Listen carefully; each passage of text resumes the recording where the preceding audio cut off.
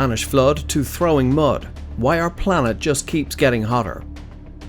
Last week, Spain witnessed a tragedy unlike any in recent history. Relentless torrential rains battered Valencia, creating flash floods that tore through entire communities, leaving streets littered with overturned vehicles, destroyed homes, and tragic loss. Towns like Paiporta and Picanya bore the brunt of nature's fury, with families searching for missing loved ones and locals attempting to salvage what remained of their lives.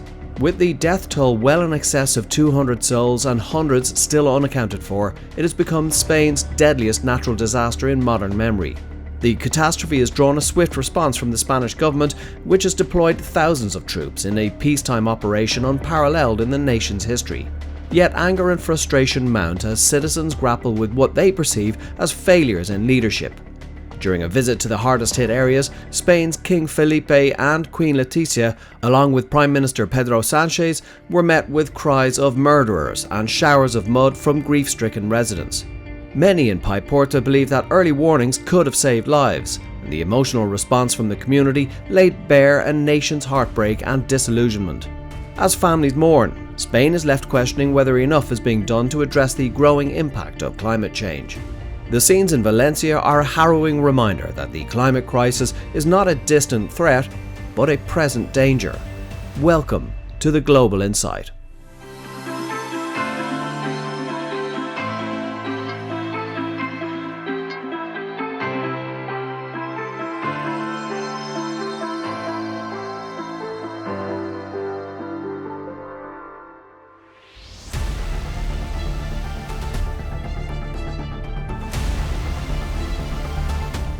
The disaster in Valencia is not an isolated incident, but rather a stark symptom of a world increasingly shaped by climate change. In recent years, Europe has endured record-breaking floods, wildfires and heat waves, all of which have grown more intense as global temperatures continue to rise. Experts from organizations like the World Weather Attribution have connected events like these directly to human-driven climate change, pointing to the warming Mediterranean Sea and rising atmospheric moisture as catalysts for the torrential rains that now batter regions from Spain to Bosnia. Each extreme weather event serves as another painful reminder of what scientists have warned for decades. Climate change is accelerating, and the consequences are devastatingly real. Adding to this environmental urgency is a looming political crossroads. The outcome of the US presidential election could influence global climate policy in profound ways. Former President Donald Trump's campaign has indicated a potential US withdrawal from the Paris Climate Agreement, a move that would undermine the cooperative efforts essential to reducing global emissions. This election could set back years of climate progress, potentially emboldening other high-emission nations to deprioritize environmental action at a time when a unified, global response is needed most. Should the US, one of the largest greenhouse gas emitters, step away from international climate commitments, efforts to limit warming to 1.5 degrees Celsius may prove impossible, hastening the onset of even more catastrophic climate impacts. For Spain and other vulnerable nations, the consequences of political inaction on climate change are already playing out on the ground.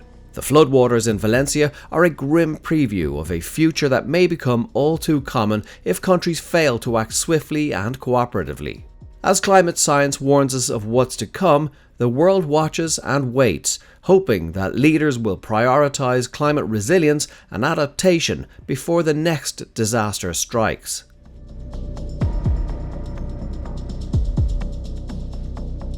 As climate-driven crises escalate across the globe, the world's political landscape is marked by unprecedented turmoil. In Eastern Europe, Russia's ongoing conflict with Ukraine has destabilized a region already vulnerable to climate extremes. The war has diverted essential resources from environmental initiatives, strained energy supplies, and disrupted agricultural production, creating a ripple effect that exacerbates global food shortages and fuels inflation. This prolonged conflict not only impedes progress on climate goals in Europe, but also complicates collaborative efforts worldwide, with global powers distracted by escalating military tensions and humanitarian crises. Meanwhile, in the Middle East, a new chapter of tension has emerged as Israel faces heightened hostilities from neighboring Arab nations, with Iran playing an increasingly assertive role in regional dynamics. In this volatile environment, climate change becomes a secondary priority, despite the region's acute vulnerability to extreme heat and water scarcity. Diplomatic energy that might have otherwise been channeled into sustainable development and climate adaptation is instead consumed by urgent security concerns, delaying critical environmental strategies. Together, these crises underscore a world divided by competing priorities, making unified climate action a daunting challenge. The Valencia floods serve as a tragic reminder of the human cost of inaction and how deeply intertwined our environmental and political futures are. In a world shaped by geopolitical conflicts, the challenge is not only addressing climate change, but also overcoming a fragmented international community in order to act on it collectively.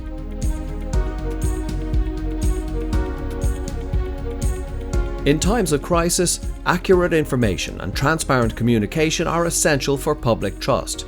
Yet, as recent events in Valencia illustrate, when warning systems fail or responses seem inadequate, the public's faith in their leaders is quickly eroded.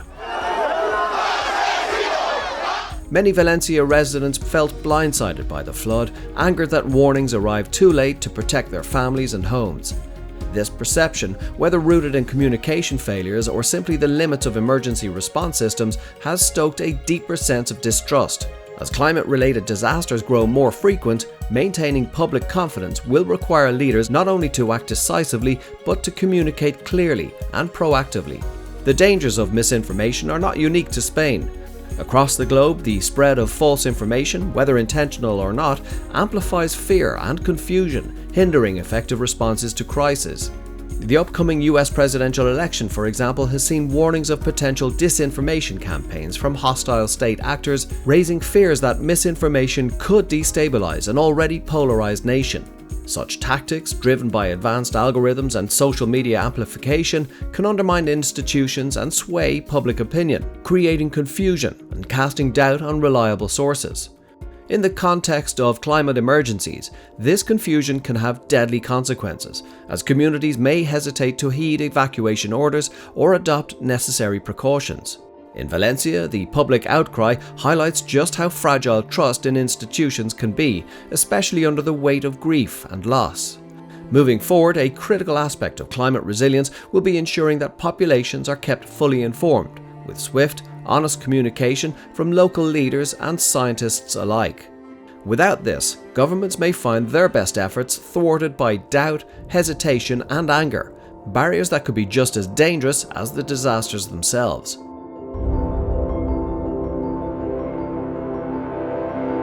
The devastating floods in Valencia underscore an urgent reality. Climate change is no longer a future threat, but a present crisis, with economic and social ramifications that are only beginning to unfold. For regions like Valencia, the immediate costs are measured not only in lives lost, but also in the staggering expense of recovery and reconstruction. Homes, businesses, and vital infrastructure lie in ruins, leaving entire communities grappling with the task of rebuilding from scratch.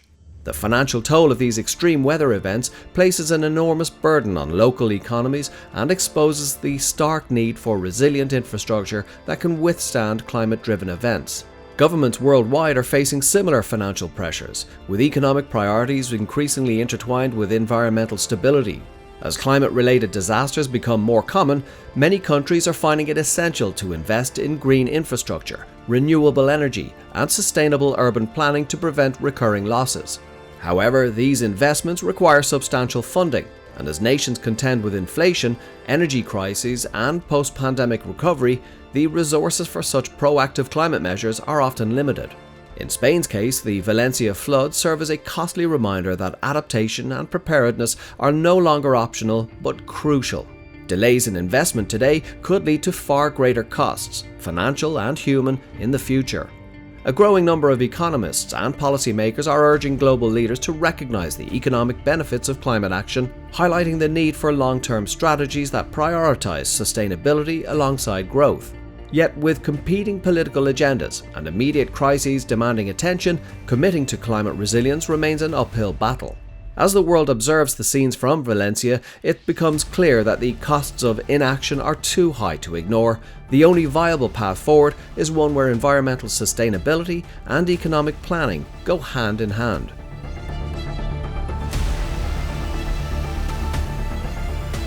When Spain's King Felipe and Queen Letizia visited flood-ravaged towns in Valencia, their presence was intended as a gesture of solidarity. Yet the images of the royals visibly spattered with mud thrown by angry residents have come to symbolize the widening gap between public expectations and government action. As the royal couple walked through the devastated streets of Paiporta, they encountered residents who were not only grieving, but furious, voices shouting "murderers" and "you abandoned us." For the people of Valencia, this mud-covered visit represented the failure of their leaders to protect them when it mattered most. This moment holds deeper significance as governments worldwide grapple with a climate-weary public growing less tolerant of inaction. From Europe to North America, communities facing the brunt of climate disasters are beginning to hold their leaders accountable in highly visible ways, demanding faster, more effective responses to crises. In Valencia, the image of King Felipe standing with mud-smeared clothes and solemn expressions captured a powerful and uncomfortable reality. Symbolic visits, while meaningful, cannot replace the tangible, proactive measures that people need to feel secure in the face of climate threats. For Spain, and indeed the world, this flood crisis has become a defining moment, reflecting not only the vulnerabilities of climate-sensitive regions, but also the need for leaders to bridge the gap between symbolic gestures and substantive action. As the mud settles and Valencia rebuilds, the message from the people is clear. True leadership in the age of climate change requires more than empathy. It demands accountability, urgency, and above all, action. The tragedy in Valencia serves as a stark reminder that climate change is not a distant issue. It's happening now, with devastating impacts that ripple across communities, economies, and nations. While Spain's leaders respond to the immediate crisis, the global message from this disaster is clear. Time is running out. As the world faces escalating climate risks, the need for cooperative action has never been greater. Climate change transcends borders, and only through a unified global response can we hope to mitigate the extreme weather, economic strain, and social upheaval that are increasingly part of our reality. The political landscape may be complex, and the solutions may be costly, but the cost of inaction is far higher. To protect vulnerable regions like Valencia, leaders must set aside differences, prioritize sustainable policies, and strengthen resilience against future disasters. The stakes are no longer abstract. They are measured in lives lost, homes destroyed, and communities shattered. Valencia's story must serve as a wake-up call for all, underscoring that words of empathy must be backed by swift, decisive action. That's it from the team at the Global Insight for now. We want to hear what you think. How should governments balance immediate needs with long-term climate action? Do you believe that global leaders are doing enough to address the climate crisis?